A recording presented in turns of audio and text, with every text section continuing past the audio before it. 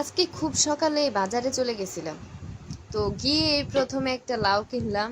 ভাবলাম অনেকদিন লাউ খাওয়া হয় না, আগে একটা লাউ নিয়ে নিছি। লাউটাও পছন্দ হয়েছে, তাই জন্যই নিয়ে নিছি।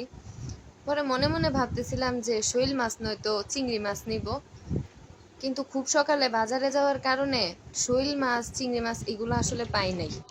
তো ভাবলাম ঘরে যখন রুই মাছ আছে, তো রুই মাছ দিয়ে আজকে লাউ পাক করব। এই যে এখন আমি লাউগুলো ধুয়ে নিচ্ছি, আমি সাথে কিছু আলুও দিছি, কারণ আলুগুলা লাউয়ের সাথে খেতে আমার কাছে ভালোই লাগে। আপনাদের কার কাছে কেমন লাগে আমি জানি না। এই যে আমার ধোয়া শেষ। এখন পাক করার জন্য আমি কিছু টমেটো, ধনিয়া কুচি, পেঁয়াজ, মরিচ আর রসুন কেটে নিলাম। এই যে এখন রান্না শুরু করলাম, দিয়ে দিলাম তেল, কিছু পেঁয়াজ কুচি দিয়ে নিলাম। এই যে আমি মাছ দিয়ে নিলাম,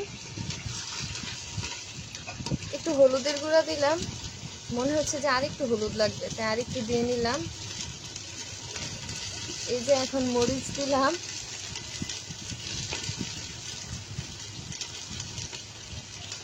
এখন আমি দিয়ে নিব ধনিয়ার গুঁড়া। মাছটাকে ভালো করে কষিয়ে আমি এটা তুলে নিব, যেহেতু তরকারিতে বেশি কাটা থাকলে খেতে ভালো লাগবে না। এই যে আমি মাছটা তুলে নিচ্ছি।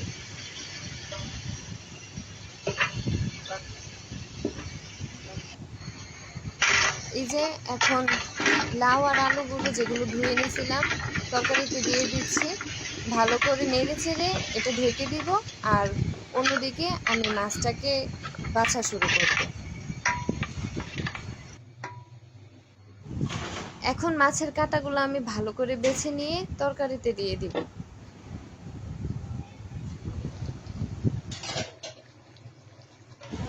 মাছ দিয়ে তরকারিটা ভালো করে নেড়ে চেড়ে আমি ঢেকে দিব।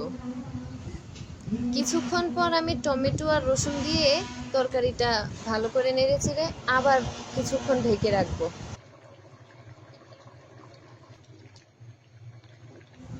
দেখেন আমার তরকারিটা কেমন হয়েছে বলেন তো? আমার কাছে তো অনেক ভালো লাগতেছে। তরকারির কালারটা কেমন হয়েছে সেটা কিন্তু জানাতে ভুলবেন না।